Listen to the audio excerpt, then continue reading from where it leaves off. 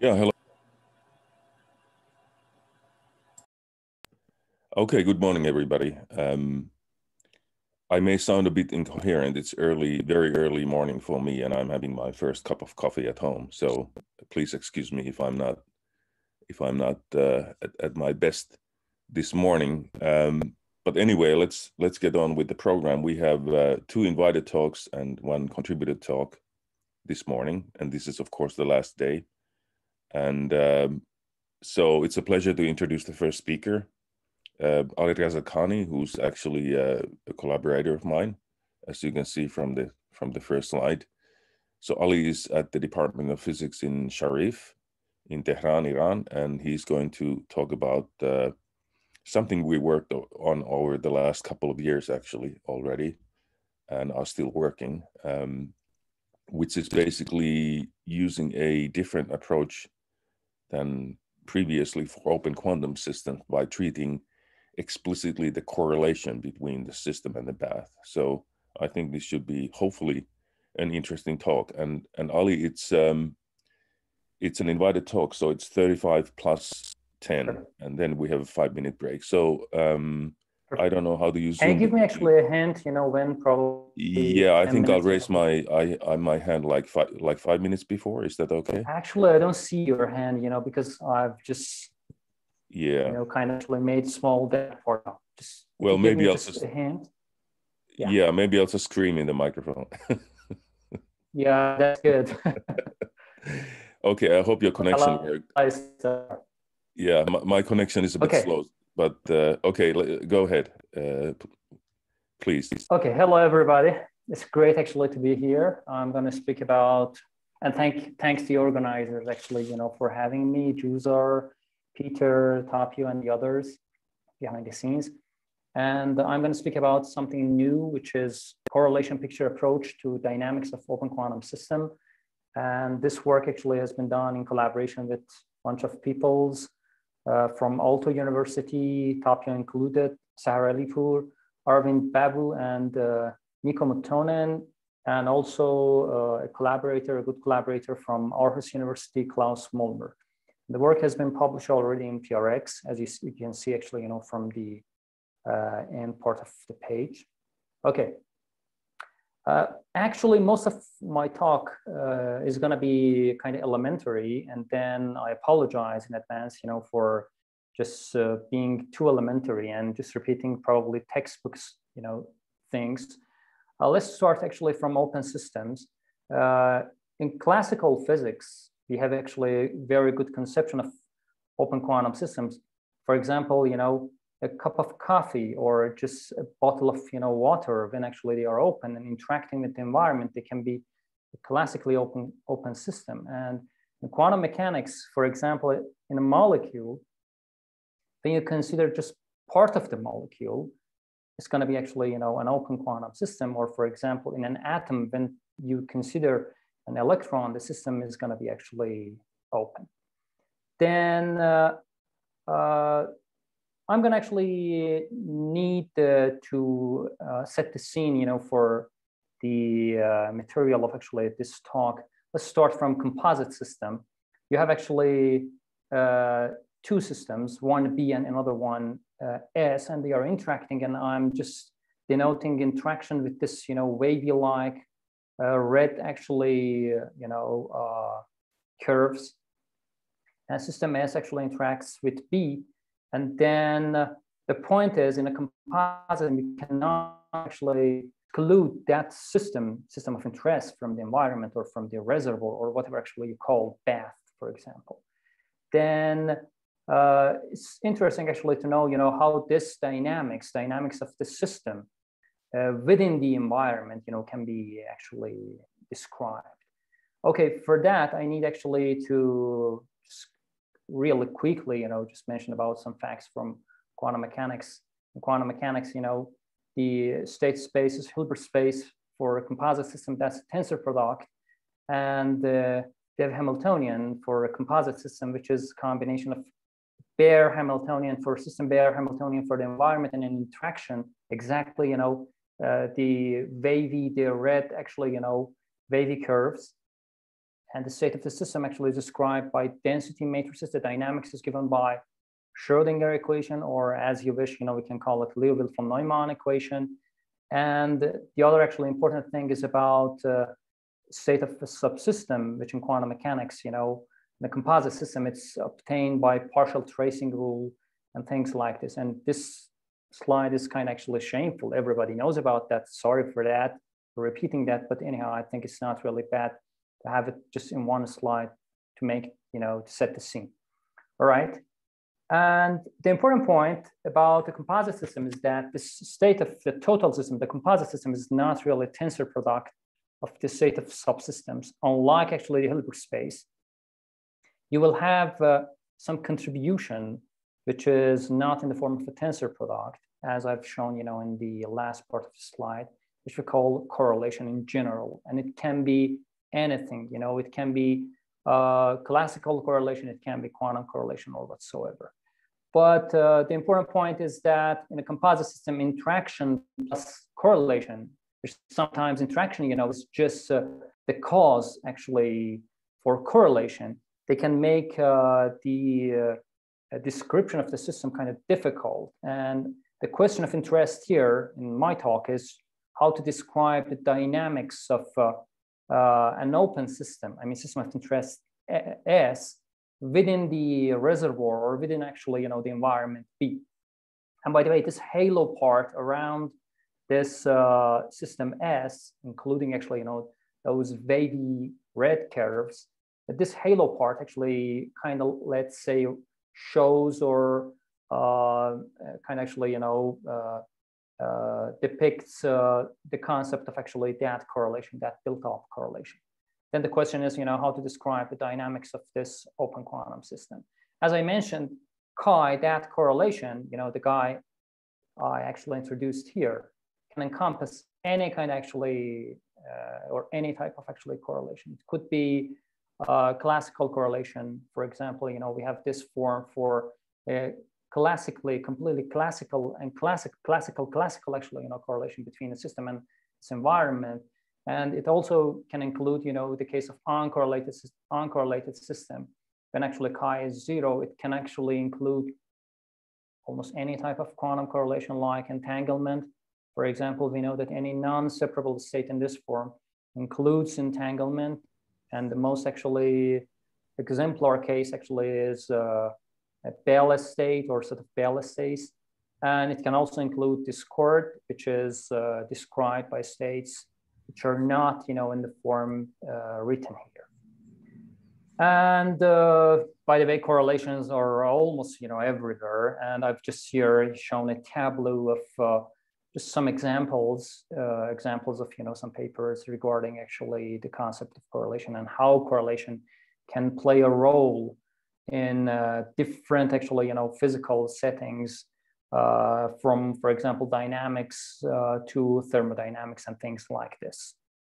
Okay, and again, a very important news is that correlations are really everywhere, and almost all quantum states have non-classical correlations, and quantum mechanical correlations are really important. And this picture kind of actually gives an idea, a rough idea, how a Hilbert space of a composite system can be divided between separable states, non-entangled states, and entangled states, or quantum mechanically correlated states.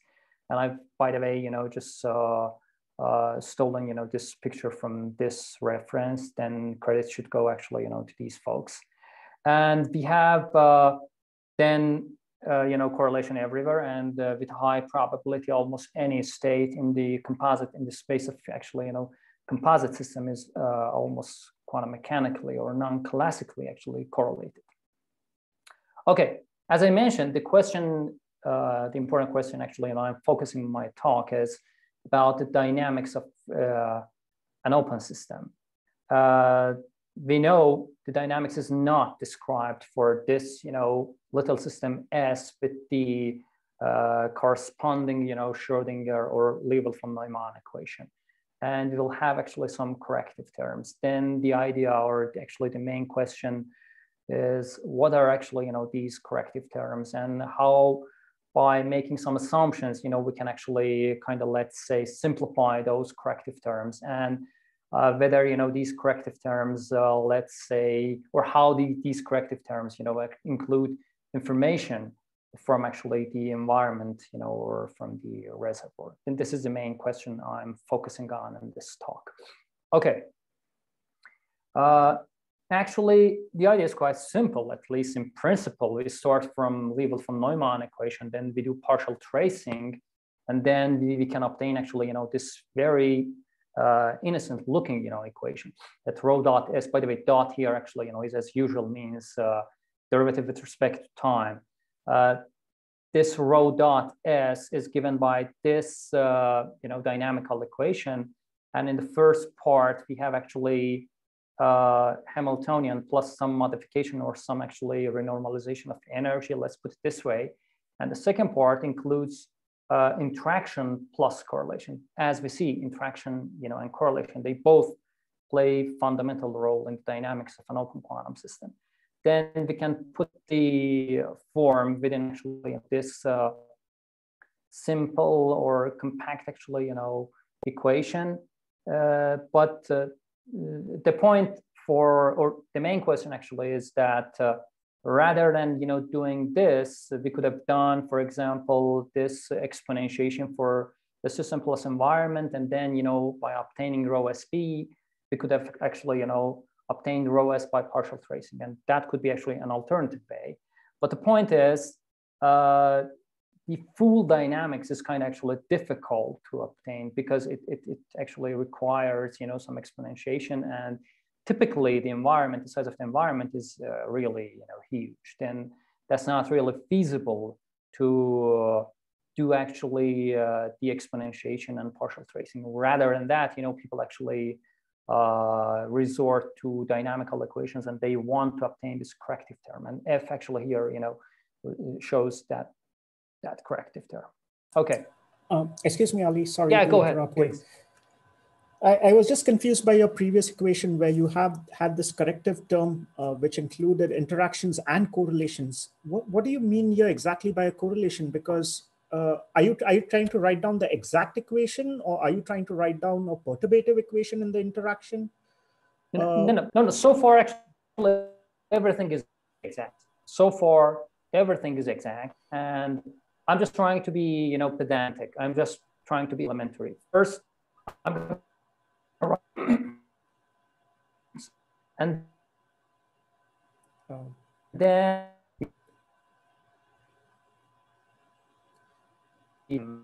okay. And later on, I'm going to actually, develop a perturbative method which describes, the dynamics of the subsystem. Okay.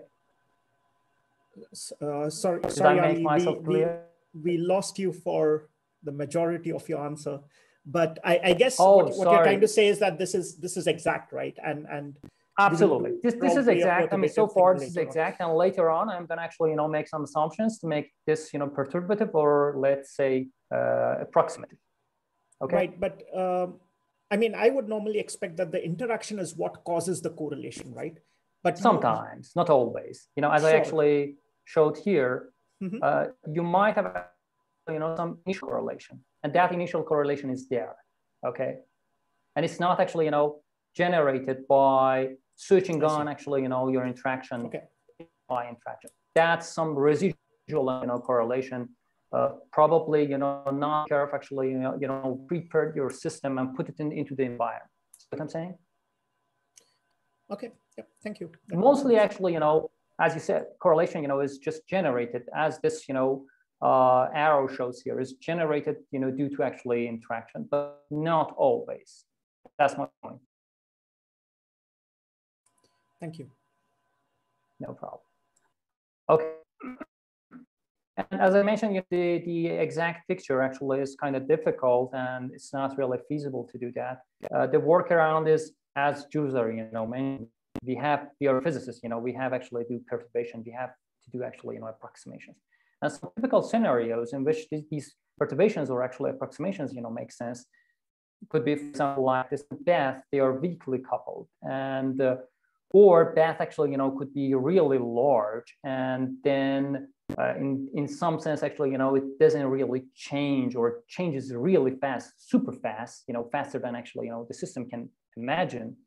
And things like this might actually, make the exact actually, dynamics. We can actually, use these assumptions to make the exact dynamics, let's say, more feasible, or, let's say more actually relevant in some sense. Okay, the question actually is how to perform approximations, or how actually, to apply these scenarios in a typical situation. Okay, again, apologies for just repeating some things from actually, well-known textbook actually things, but it's not actually useful in my talk. We have actually, let's have a digression on the quantum dynamical picture. We have 3 pictures: Schrödinger picture, Heisenberg picture, Dirac picture, or actually, interaction picture. And this picture, I think we all actually know, what I mean. In Schrödinger picture, the state is evolving, but actually the observer constant. As you see, shows this. Ali, you are breaking up a lot. So maybe if we all turn off videos, at least if you turn off video, that could help to save the bandwidth. Yeah, that's a good idea, Mikko. I think we. What shall I do? I mean, can you switch off your video, please? So shall I do that? Yes, if you could switch off your video, that would definitely help. Let me see. Let me see. Okay. Do you still hear me? Yes, we can. Okay, let me see. Thank you, Mikko, actually, for pointing this out. I mean, I was just going, I think, too fast. No, okay, do you have me? You're doing great, but it was just breaking up. But when it doesn't break up, I noticed. Yeah, I noticed. Thank you, actually, for pointing.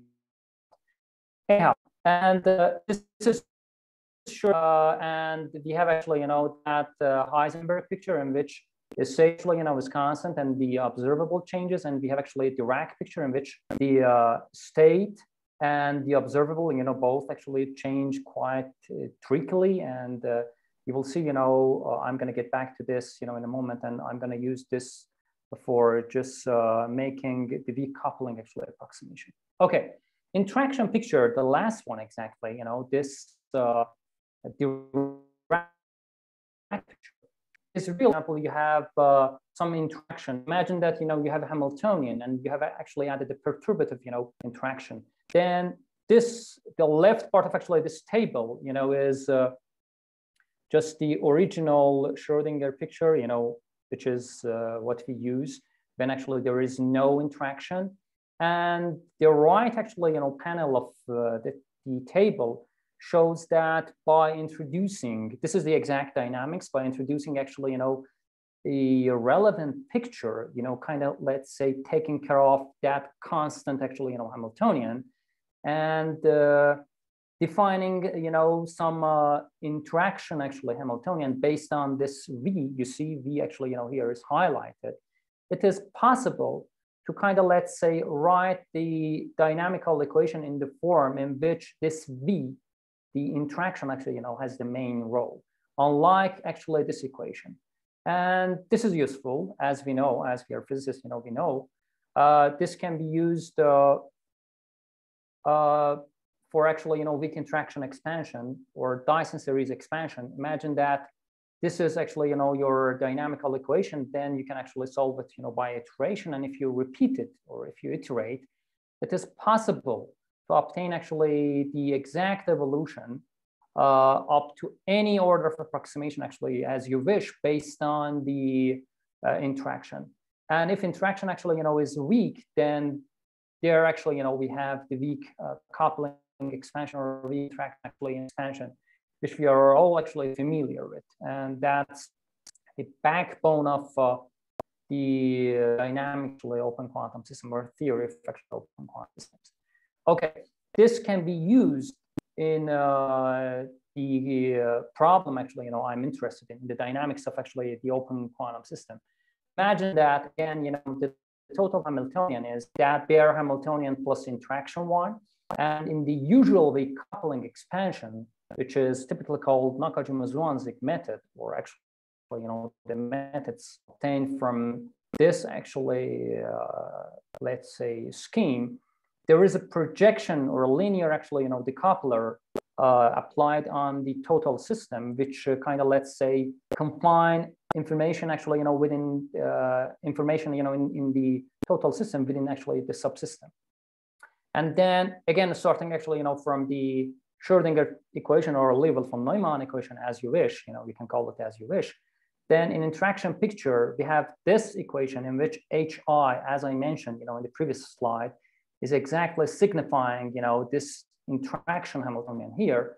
And then by applying that projection operator, it will obtain a set of coupled dynamical equations, which can be solved again iteratively, and by which we can obtain this very actually famous equation, which is for an open system, assuming of course there is no initial correlation. This is the dynamical equation for the open system, and by the way, within the interaction picture. And the first part is the lamp shift, or exactly that energy renormalization, and the second part, which is that corrective term, is part of actually the main part of the corrective term actually is the memory kernel. And the weak coupling allows to extend this memory kernel in terms of interaction Hamiltonian. And this is, as I said, the most famous and the most effective method known so far actually to deal with dynamics of weakly coupled open quantum system with its reservoir. And by the way, this is rho s here. It is still possible to make it time local, we all know, by applying some appropriate actually unitary evolution. It is possible to make the corrective term completely based on rho s tau and make it actually time local. And hence we have this TCL, or time local actually convolutionless method. This is the known structure or known actually scheme so far for dynamics of open quantum systems. And by the way, from this, we can obtain Markovian or Lindblad equation, and everybody knows this. If we assume that the dynamics or the dynamical, actually map has semigroup property, and we apply Born approximation and Markov approximation again, which means that there is no dependence on the history of actually, the system interacting with the environment. And if we apply actually, appropriate secular approximation or rotating wave approximation, as people call it, it's possible to obtain, simplification in this equation and obtain some very famous actually equation, Lindblad equation, this particular form. Okay, and this equation has been obtained, as I said, by a set of assumptions mentioned here. Josar, Tapio, do you hear me? Yes, we do. Oh, okay, sorry, because because I get just message that my internet is not stable. I was wondering if I'm speaking in the It's internet. okay. It's okay. Okay, cool. Then I think a very important question could be, what is this equation good for, except that into that actually this has been obtained under some let's say approximate and physically reasonable actually assumptions in some cases. Fortunately, there is a very important theorem proven by Gorini, Kosakowski, Solarson, saying that any linear map with hermiticity and trace preserving properties can be associated to a time local generator exactly in the form of actually a Lindblad equation. But unfortunately, the theorem is only actually non-constructive. I mean, it doesn't have any microscopic actually underlying picture. And here I want to actually— Sorry, Ali, sorry.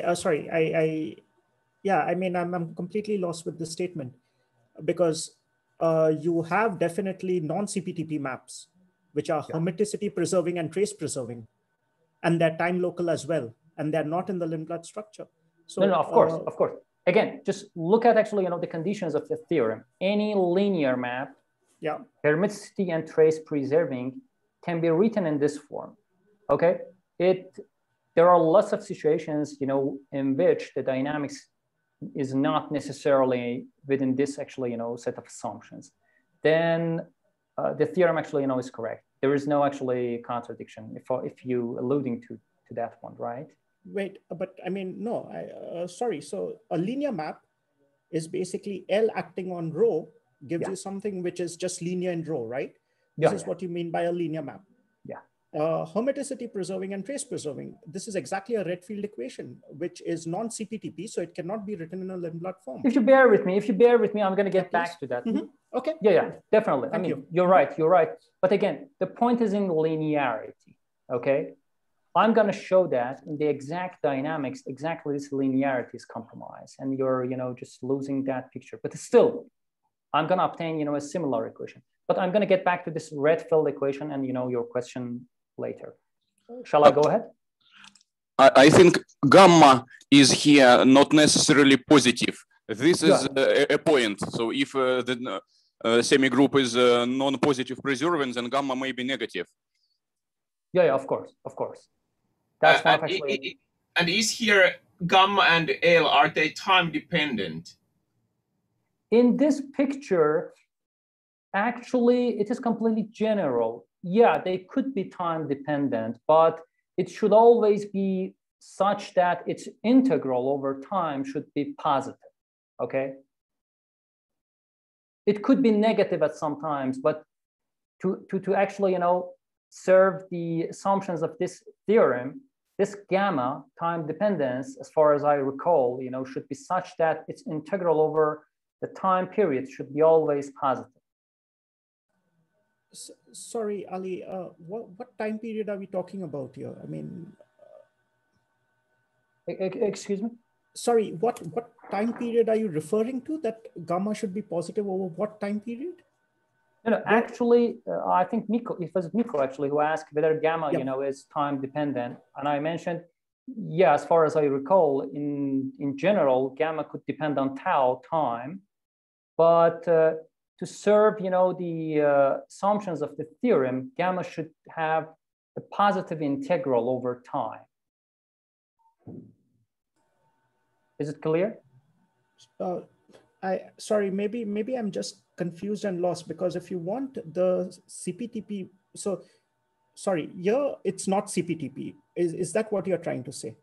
Actually, because CPTP requires gamma to be always positive. Exactly. In CPT, that's like this. But again, look at the assumptions of this, theorem. Only hermiticity and trace preserving, not positivity, preserving. Sure. Okay. And that's actually, the tricky part in this theorem. Okay. But still, you assume the semi-group property, because linear map is a bit confusing, because linear map does not include in time. So probably you should assume a semi-group property. Indeed, yeah. Then gamma, for example, if we express the Redfield equation in such form, then gamma are constant and some gammas are negative. That's correct. That's correct. Okay, shall I go ahead? Okay. Yes, I guess.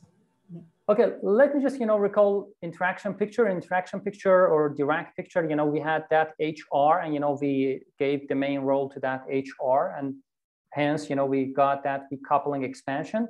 And now I want to actually give the main role to correlation rather than actually, that HI. I want to actually obtain an equation based on the principal role of actually, chi, which we called, this a correlation picture, or actually, the approximate, form of this, a weak correlation expansion. And now the point is, again, when you consider actually, the system and the environment, there is that halo around the system, which kind of actually, shows that correlation. I want to actually give the main role to correlation. There's a very neat and subtle observation. I'm going to get back to this in a moment. The key observation is that if we write chi, that correlation, into this form, which is a double commutator or a dual commutator, if you wish, of some operator and uncorrelated state. And this dual commutator, is defined this way. If actually, the right chi in this particular form, relating correlation to uncorrelated state, it is possible, let me just, go a bit further. It is possible actually, to obtain a dynamical equation, which is exactly similar, in the form to the Lindblad equation. But of course, the roles and the definitions of the gamma and actually, those L Lindblad actually, operators is completely, different. Let me just get back to this, particular observation. I just connect this correlation to this uncorrelated state. And fortunately, it is always possible. There's a very neat theorem in the literature saying that it is always possible, to obtain appropriate H chi here, which relates chi to rho S tensor rho B. And by the way, this chi is nothing but rho S B, negative rho S tensor rho B. Then fortunately, this little theorem says that it is always possible, that actually H chi there. Okay, now let's see why this particular actually observation and how did it, let's say, come into existence. The observation is quite simple and quite neat, at least, the basic point. If you assume that you have a system, rho S, and an environment, and their state is tensor product, and you assume that there is an interaction Hamiltonian given by H chi, then after, some, let's say, unit of time, this U chi, this interaction, can actually evolve this uncorrelated state into actually, this correlated form. And it is simple to see that when this H chi is small, this rho SP can be expanded versus, versus this HI, and hence you can obtain actually, this particular form for rho S, from which you can actually read this chi into the form of, that H chi and rho S tensor rho B. But H chi here actually, that was that interaction Hamiltonian. However, in this picture here, H chi does not necessarily show any kind of Hamiltonian. I just want to, let's say, give some intuition behind this. And from this intuitive, picture, you can see that at least in this case, H chi can, have actually a very simple meaning. And if you want to actually extend this, then H chi doesn't need to be any kind of, let's say, interaction. And rather than, that commutator, you can have dual commutator, because H chi doesn't need to be, any Hamiltonian, and it doesn't need to be any Hermitian operator. Okay, now if you actually, you apply this observation, then you can see that you can obtain a correlation picture.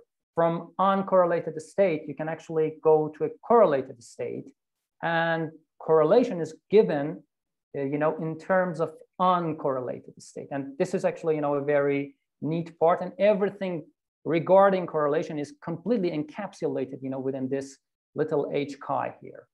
And this way you can actually write rho SP in terms of uncorrelated state and that H chi operator. This is the main observation. And again, I mentioned that, H chi is an operator which can be obtained based on rho SP and rho S tensor rho B. But in this previous example, it was some interaction, but generally it doesn't need to be any kind of interaction. It can be obtained by solving, that equation. And this is just showing, this correlation picture. This is time tau, this is time tau prime, and this is rho S, rho B. And that H chi, just builds correlation. And then you have another actually, direction, which is the direction of time. And this way, you can actually find the intuitive actually, meaning of this correlation picture, that it is kind of actually focusing on uncorrelated state and obtains correlated state. And you want to describe this, in time. Okay, if you actually plug that correlation, form for rho SP within the Liouville from Neumann equation, and just follow similar actually methodology, which you probably are all familiar with in obtaining the Lindblad equation, it is possible to simplify the exact dynamics. By the way, everything up until now is exact. You can simplify the equation in this form, in which this CI is a correlation matrix, but now it includes something which is different from the Lindblad equation. It has some B chi, in which B chi is obtained by this correlation generator, or whatever actually you want to call. Just in contrast to HI, which is given by BI, which is the Bath part of the interaction Hamiltonian. That H chi can have actually a Bath part, which is related to correlation. And this way, you can see that, again, that's absolutely simple and elementary, just a couple of lines calculation. You can see that you can obtain this particular form for dynamical equation, in which C is given with this form, in which B actually is from interaction Hamiltonian, and Bj chi is given by that correlation generator. Okay, if you simplify this, by that usual method you used in a Lindblad equation, but with the difference that here everything is exact, you're going to end up to the last equation here, in which rho dot is given by an equation which is completely similar in the form, at least in the form, to the Lindblad equation. This is exact. This is valid in general. It doesn't actually include any kind of any kind of actually zero initial correlation. It is not assuming any weak coupling or Born Markov or RWA approximation. That's the difference. Then you see that the Lindblad form is universal this way, or at least we prove that this is universal. But we should kind of, let's say, give meaning to this gamma and to these actually L operators. And by the way, this H little HL chi here kind of, let's say, plays the role of a generalized Lamb shift or something like this actually correction. Oh, then, you have 5 minutes left. Yeah, sure. I'm almost actually getting to the end. Then this is the equation. Correlation picture actually shows universal Lindblad equation. And we can actually make weak coupling expansion. Let's obtain actually chi. The dynamical equation for chi is quite simple. You can again obtain it or solve it actually iteratively. And chi can be actually written in this form, in which again HI is just the main let's say ingredient of that expansion. And the first order expansion can be plugged back into the dynamical equation, and this way you will obtain an approximate let's say Lindblad-like equation. And if you want to contrast it within Nakajima-Zwanzig, you will see the differences. And here we have correlation incorporated within actually the dynamics of the system and the environment. And in the Nakajima-Zwanzig, we have actually the environment just taken constant, or just picked to be actually represented by some particular state. Then this way, with this weak coupling expansion, we can actually make this universal equation feasible or practical. Okay, you can do this comparison. You can extend this comparison with other actually methods. You can calculate correlation with our actually formalism in other actually methods, and you can see how correlation develops in time. But allow me actually to finish my talk with 2 examples. The first one actually is a qubit inside a bosonic bath. I want to compare performance of actually different equations, and the population of the excited state of this qubit has been depicted here, when actually the environment has high temperature as well as low temperature. And the this line is red fill. This line actually the red line is coarse graining, and you can see that our second order universal Lindblad-like equation in this particular case is exactly, equivalent to TCl2, and that's exactly the exact equation. And you see the performance, at least in this particular case, is really, capturing the exact dynamics. And when the bath actually, is low temperature, again, our approximate or weak correlated equation exactly is equivalent to weak coupled, equation, and both actually show the exact dynamics.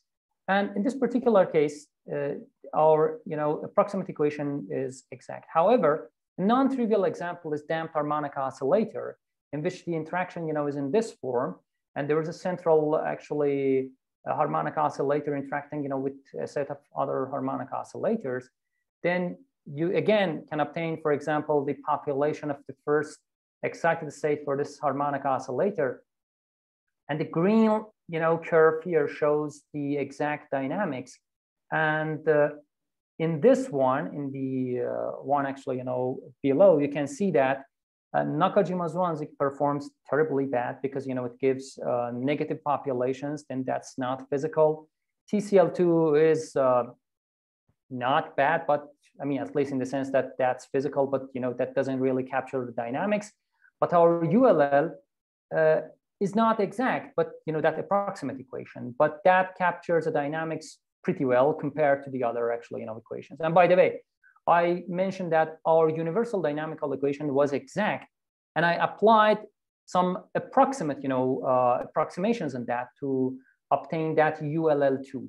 ULL2 means the first order of correlation applied to that universal Lindblad-like equation. And then in this particular sense, our actual equation performs really well. And by the way, the last plot shows that assuming a non-evolving bath, for example, in the Nakajima-Zwanzig or actually in TCL method, is not necessarily or always a sufficiently accurate approximation. For example, you can see that again for this harmonic oscillator, when the bath actually is constant, it gives a negative population, which is not physical, but the exact dynamics is given by this red plot, and our approximate dynamics in the Markovian limit, even in the Markovian limit, when actually we assume that the bath also actually evolves, but in a Markovian actually way, captures the dynamics much better. Of course, not exact, but much better. Okay, with that, I want to wrap up. I've actually tried to give this take-home message that incorporating correlations can yield more powerful and accurate dynamical equations.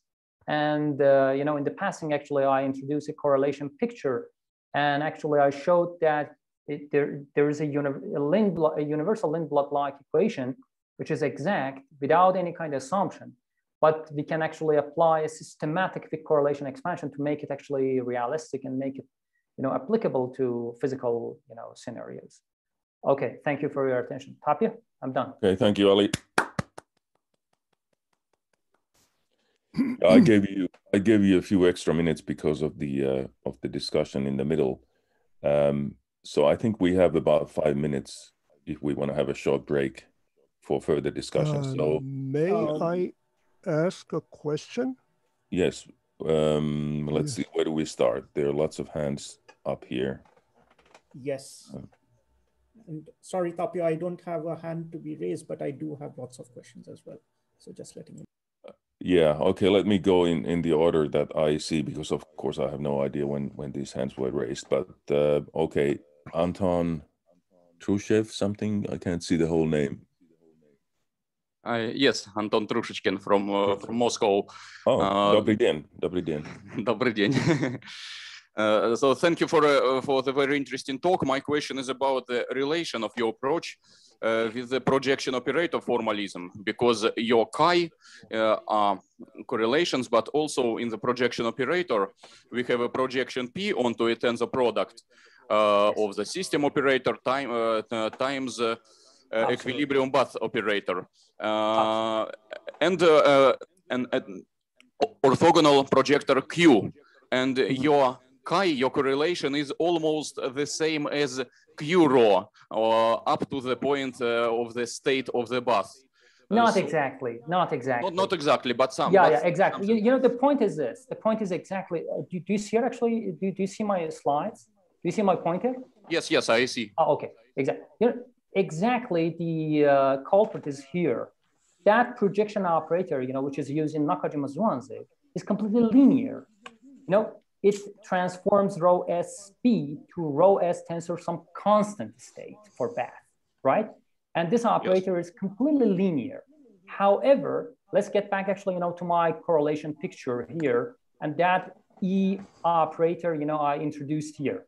You see, E just transforms that uncorrelated state, you know, for both system and the environment to that correlated state, and this is nonlinear.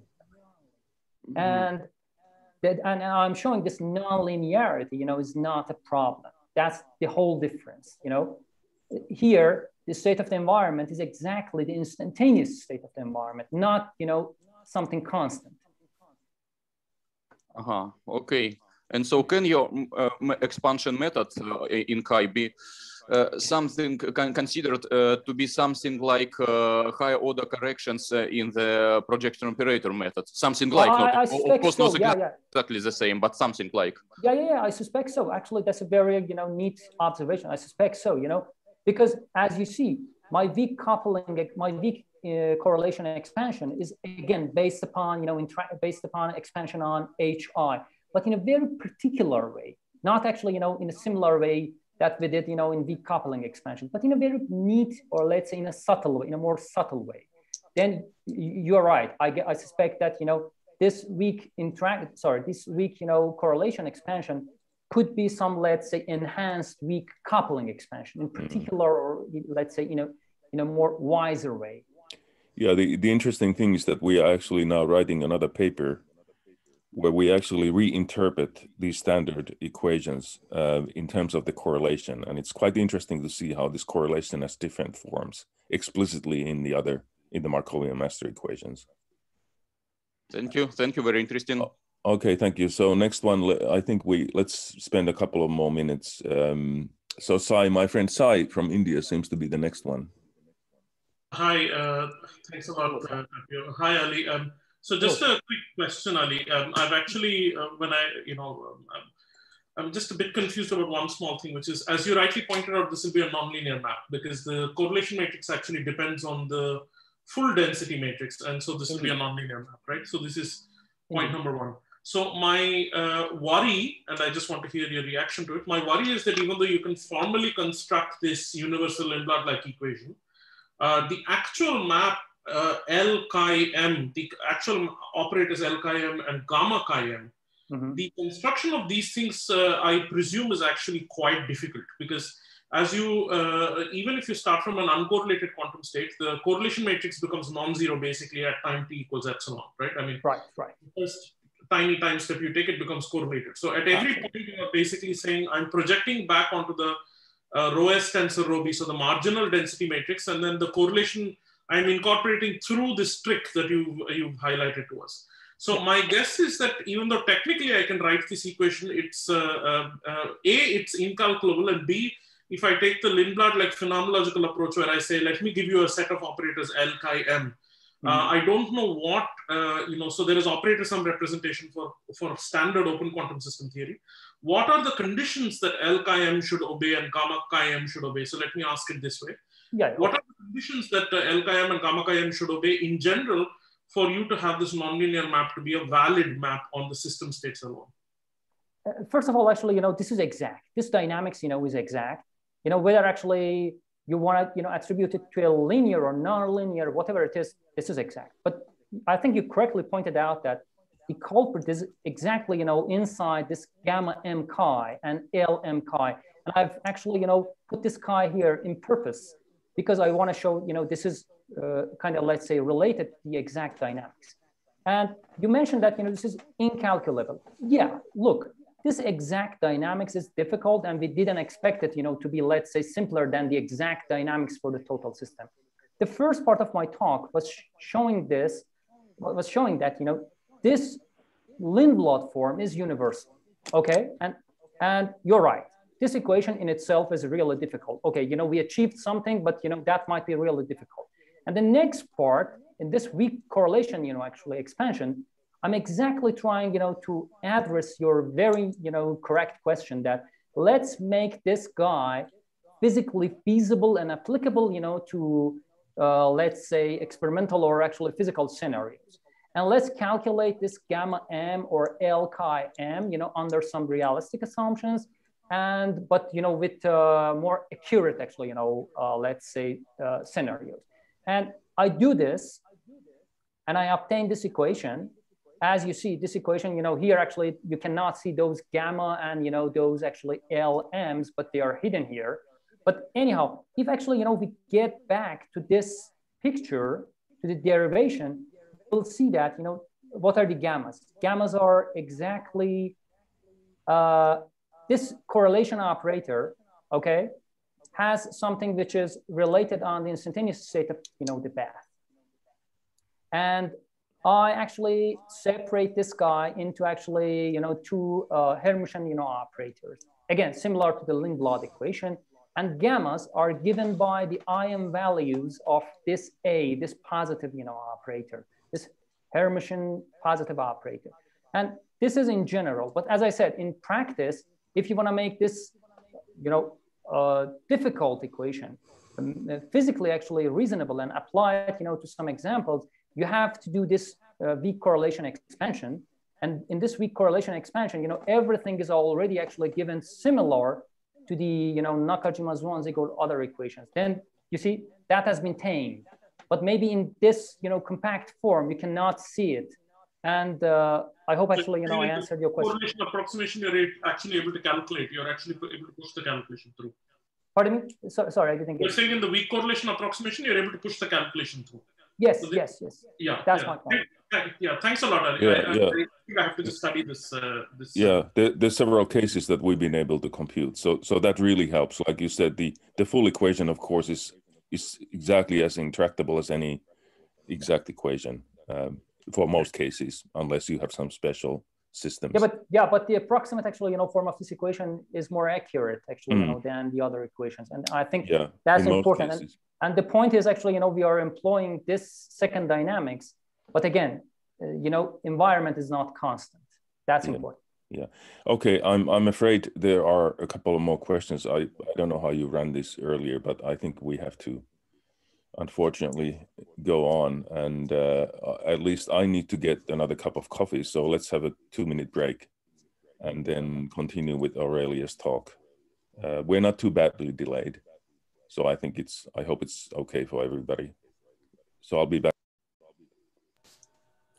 Okay, thank you very much.